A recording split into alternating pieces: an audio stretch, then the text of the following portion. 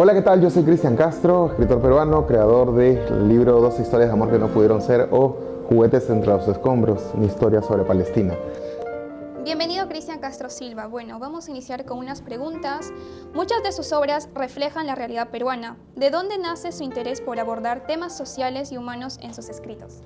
La experiencia de haber vivido en un barrio tan bonito como La Victoria, ser de una parte de la ciudad, una zona urbana que la verdad siempre me ha sorprendido de lo cambiante que puede ser la vida, de ver amigos que se fueron, amigos que todavía están allí, ese tipo de vivencias, de también conocer qué tan frágil es la vida, porque muchas veces veías personas que al día siguiente ya no las veías, ya sea por su condición de vida, por la dificultad que tenían para vivir o por simplemente el abuso de las autoridades. Entonces, esa experiencia de vida hizo que poco a poco yo quisiera ir escribiendo sobre aquellas cosas que contemplé desde muy pequeño. Y eso me ayudó a formar mi carácter y también un poco a escribir aquellas cosas que muchos no se atreven a hacerlo. Interesante.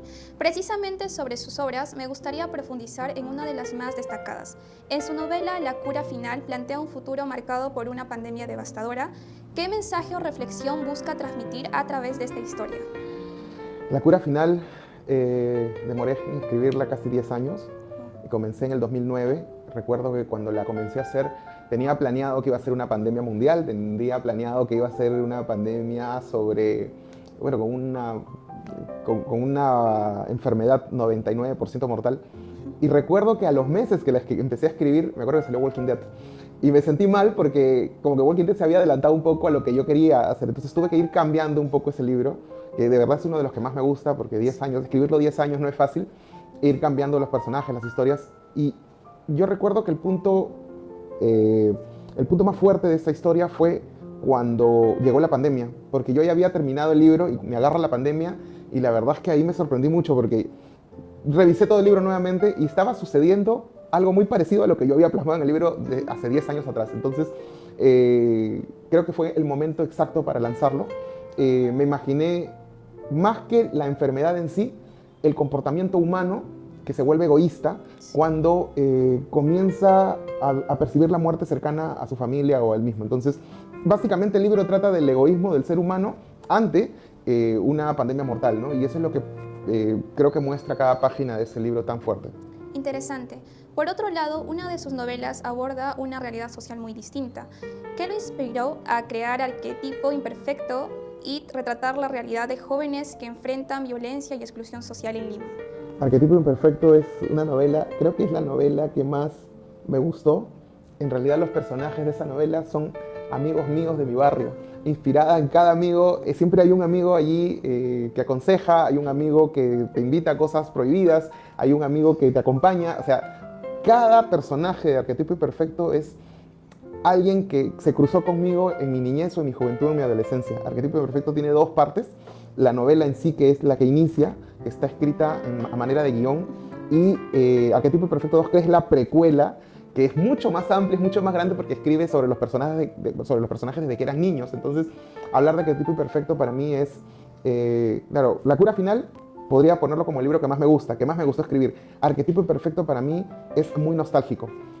Me trae recuerdos sobre mi niñez, sobre mi adolescencia, sobre mis amigos, sobre las situaciones que viví con mis amigos, peleas callejeras que tenían ellos, que yo también a veces era parte o a veces observaba, problemas que ellos han tenido, persecuciones policiales, persecuciones de otras bandas.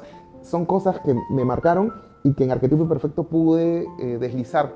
Y entonces Arquetipo Imperfecto es, digamos, el libro más nostálgico que escribí. Continuando con esta historia y su desarrollo, ¿qué nuevos elementos o desafíos se encuentra en el lector en Arquetipo Imperfecto 2 respecto a la primera novela? Lo que pasa es que cuando terminó Arquetipo Imperfecto 1, me quedó muy chica la historia. Es decir, me hubiera gustado escribir mucho más sobre esos personajes, pero ya tampoco había... O sea, yo siento que cuando haces un libro, no puedes darle al lector, hacerlo esperar tanto. Es decir, si tú escribes, tú tienes que darle acción, mantenerlo pegado, darle que se estremezca con la tristeza o con la alegría del personaje. Entonces, Arquetipo Imperfecto 1 es así. Pasa de una escena a otra y te va cambiando, te va O sea, en una escena puedes llorar con una parte de la historia, o en la otra puedes reír o parecerte gracioso, algo que hacen dos jóvenes que no tienen experiencia en la vida. Entonces, Arquetipo Imperfecto como que es muy rápida. Sin embargo, yo sentía que faltaba algo más y no podía haber una segunda parte. No podía haber una segunda parte después de la primera que hable qué pasó con los personajes después, sino tenía que irme atrás de sus vidas para poder contar un poco cómo nació cada personaje, por qué es así cada personaje. O sea, si tú ves a alguien ahí que es dedicado al alcohol o a las drogas, en Arquetipo Imperfecto 1 tú lo ves y dices, qué mal personaje, qué mala persona. Pero si tú vas a Arquetipo Imperfecto 2, te encuentras por qué esa persona optó por el alcohol y las drogas, o por qué optó por entrar en negocios de dinero fácil. Entonces, Arquetipo Imperfecto 2, la precuela, contra la 1 es la explicación total de cada personaje, cómo llega a convertirse en la persona que es. Claro, sobre todo en cada personaje hay un atrás a que lleve a realizar todos esos actos, ¿no? Hay un feedback. Sí. Además de la narrativa, usted también ha incursionado en la poesía. Sus poemarios Agridulce 1 y Agridulce 2 fueron escritos durante la pandemia. ¿Cómo influyeron esos momentos de incertidumbre en su proceso creativo? Los poemarios fueron, yo creo que si no hubiera estado escribiendo, porque ya escribí años atrás, pero en la pandemia si no hubiera podido escribir, creo que me hubiera vuelto loco el encierro. Yo estaba encerrado en un cuarto de 4x4. Fui uno de los primeros infectados con la pandemia. Creo que la pandemia empezó en marzo y yo me enfermé en abril. Yo estaba ya contagiado desde los últimos días de marzo. Entonces no había otra cosa que hacer, ¿no? Había que estar encerrado y tenía la idea del poemario. Entonces dije, no, voy a escribirlo, voy a terminarlo de una vez. En realidad ya tenía varios escritos y fui juntándolo en ese encierro. En ese encierro también hay muchos poemas de ese poemario, del 1 y el 2, porque los escribí seguidito, sobre la muerte. Me preguntaba muchas cosas sobre la muerte y muchas personas, a veces me ponía a ver noticias y las noticias me daban ideas. Hay poesía de personas imaginándose su final en una cama de un hospital. Y la verdad es que el poemario Agridulce fue un escape a la locura, o sea, un escape para no llegar a la locura, mejor dicho. Porque recuerdo la pandemia, que a veces tenía que tomar pastillas para dormir porque me pasaba 24 horas despierto escribiendo y no me daba sueño, y estar encerrado era horrible. Entonces tomaba pastillas y cada vez las pastillas eran más, a veces las combinaba con cerveza para que me hagan mejor efecto. Entonces cuando me despertaba de ese sueño, venía una idea y venía un poema nuevo. Entonces me ponía a escribirlo y trataba de salvar todo lo que por mi cabeza pasaba en ese momento. Yo creo que el poemario Agridulce 1 y 2, a diferencia del 3 y el 4, fueron mucho más una introspectiva dentro de mí durante esos días de encierro. Una mirada hacia el mundo interior que uno tiene, Así ¿no? es. Por otra parte, su trayectoria también destaca por su labor investigadora. Además de escritor, usted ha desarrollado investigaciones sobre comunicación política y salud. ¿De qué manera la investigación académica contribuye a su trabajo literario? Tuve una parte de mi vida donde me dediqué a ser profesor universitario, estuve en varias universidades. Cada etapa en mi vida es distinta. Hubo una donde fui un trabajador bancario, donde no me adaptaba, no me gustaba para nada. Luego donde fui funcionario público, también me gustaba un poco, pero odiaba la corrupción, así que no podía estar más tiempo ahí. Y luego la etapa de profesor universitario, que creo que fue muy bonita. Y me gustaba la investigación. De hecho, justamente investigaba para poder sacar mi maestría o mi doctorado, y eso me permitió entrar en los temas que más me gustaban. Primero que nada, por la frustración de no poder ser médico, porque yo quería ser médico y no pude porque no alcanzaba en casa, y decidí estudiar comunicaciones, que era mi segunda opción. Me interesé mucho en el tema de salud pública, salubridad, y sobre todo investigar hospitales, que es uno de los rubros que más me gustan. ¿Por qué? Porque yo llegué a ser visitador médico 2 años, y cuando fui visitador médico descubrí dentro de los hospitales muchas cosas que no me gustaban, como por ejemplo que un médico deje de atender un paciente para hacer pasar al visitador médico que le traía regalos, ¿no? Ya sean pastillas de Viagra o lo que fuese, porque yo era visitador médico de un laboratorio muy conocido que tenía en stock esas pastillas tan famosas. Entonces, odiaba eso, me molestaba. Yo sé que los visitadores médicos se les podía atender al final también. Yo trataba de hacer eso, no me gustaba quitarle el turno a un paciente. Entonces yo decía, ¿por qué los médicos son así con los pacientes? Son tan malos o no tienen sentimientos para darle malas noticias. Bueno, a mí me ganaba con eso, estar en los hospitales varios días, varios meses, parado ahí o conociendo personas, te daba esa mirada. Entonces, ahí fue donde escribí ese libro que se llama Investigación, Calidad de Atención Ginecológica en un Hospital Nacional. Y son 2 en realidad, este y otro más, que este es de un hospital nacional y el otro es de un hospital de salud. Entonces, básicamente en ese punto me interesa mucho la salud pública. a la cual he investigado y criticado mucho hasta el día de hoy. Y en tema de política, pues la política a mí me apasiona. Igual que yo, tengo un amigo afín con el que creo que al encontrar la política nos hemos hecho mucho más amigos. Es un amigo de mi barrio. Y siempre hablamos de política, pero la política a mí también me interesó mucho desde muy pequeño. He participado en cuantas marchas puedes imaginarte. He recibido todos los golpes de los policías, había y por haber. Pero la verdad es que más allá de las marchas y los golpes, se está cerrando la brecha actualmente sobre el derecho a protesta. Entonces, considero que cuando ya no puedes protestar airadamente en las calles, lo único que te queda es escribir. Y así fue como yo saqué ese libro de política o comunicación de jefe de Estado y gobernabilidad del Perú, que en realidad se convirtió también en mi tesis de maestría. Actualmente estoy preparando un libro, una segunda parte sobre los nuevos jefes de Estado, las vacancias y la década perdida, que para mí esa década se escribe con K. Entonces estoy ahorita en ese tema de querer escribir eso, aunque no sé si sea bueno, no sé si nos censurarán, no sé si nos van a perseguir, pero la verdad es que ya cuando llegas a una edad como la mía, ya le pierdes el miedo a muchas cosas. Todo este trabajo ha permitido que su obra alcance reconocimiento internacional. ¿Qué significó para usted que sus obras fueran traducidas a 8 idiomas y llegaran a lectores de distintos países? Yo recuerdo que fueron los primeros libros los que tradujeron a 8 idiomas. Me llegó una carta de invitación de Just Fiction, se llamaba la editorial española. Yo la verdad es que no lo imaginaba, ¿no? Fue La cura final y Arquetipo imperfecto las que se tradujeron a 8 idiomas, y cuando me llegaron los PDFs en otros idiomas era alucinante ver lo que tú habías escrito no sé, creo que los volvieron a escribir en ruso, los volvieron a escribir en inglés, en italiano, en francés.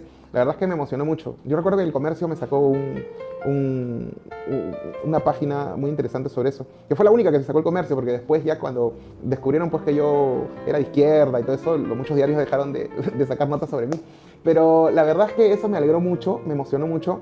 Seguí en esa línea trabajando con esas editoriales internacionales que luego me permitieron ser invitado a otros países. Gracias a esas primeras publicaciones en 8 idiomas fue que me invitaron a países como Venezuela, Bolivia, Ecuador, Colombia, República Dominicana, México. Estuve también en Irán, en Turquía, porque fueron de verdad invitaciones increíbles. Yo agradezco sobre todo a los 2 últimos libros que saqué, de Juguetes entre los escombros y 2 historias de amor que no pudieron ser, donde terminé en la Feria del Libro de Irán.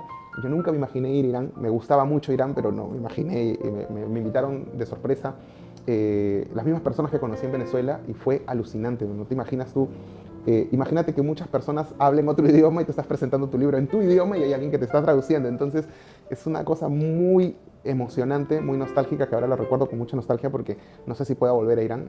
Supuestamente íbamos a volver este año, porque el año pasado fue el viaje, pero bueno, con todo lo que está pasando creo que por el momento no vamos a poder ir, pero igual tengo la esperanza de regresar porque he dejado muchos amigos allá con los que me comunico hasta el día de hoy.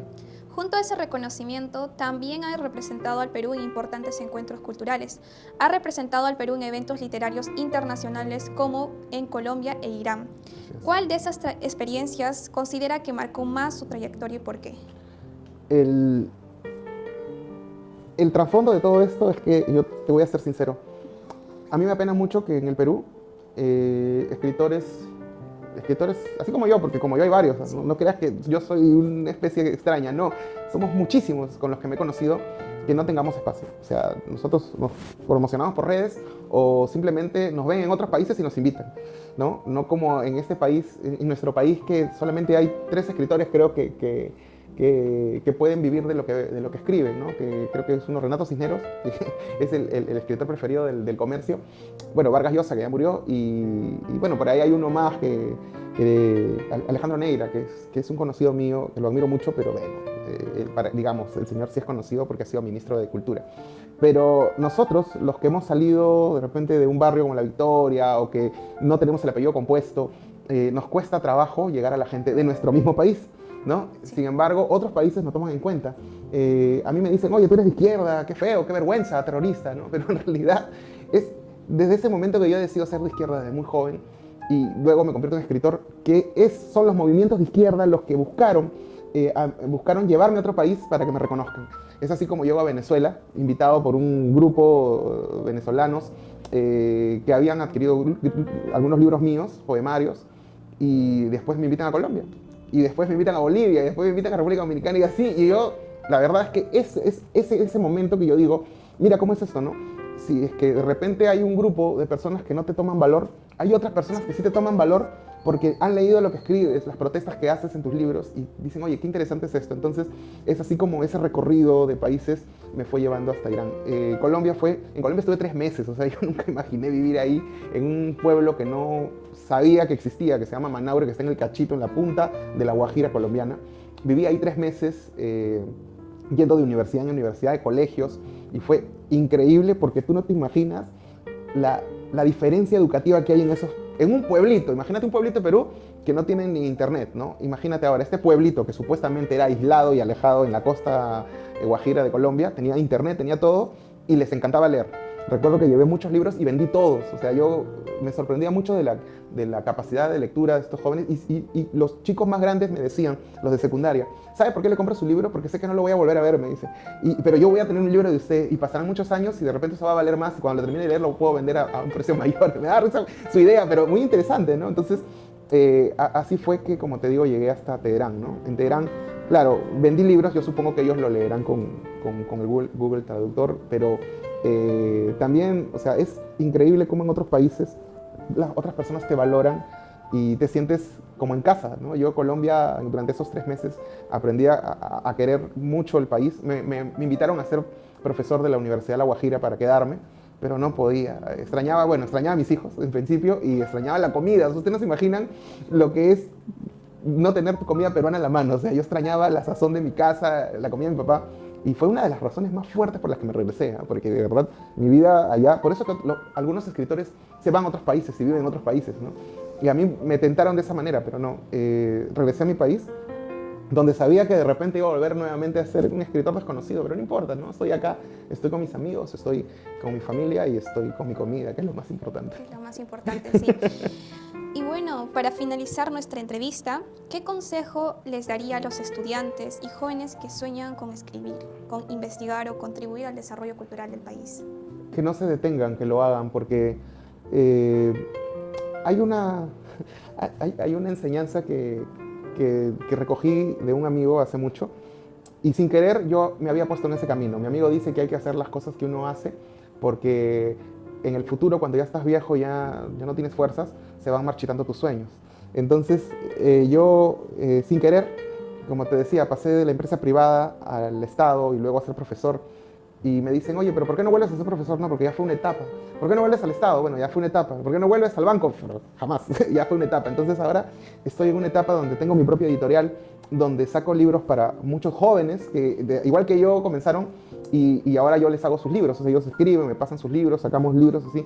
La editorial SSS Comunica y nosotros sacamos sus libros, logramos que ellos puedan tener entrevistas o puedan tener el lanzamiento de su libro en la Casa de la Literatura.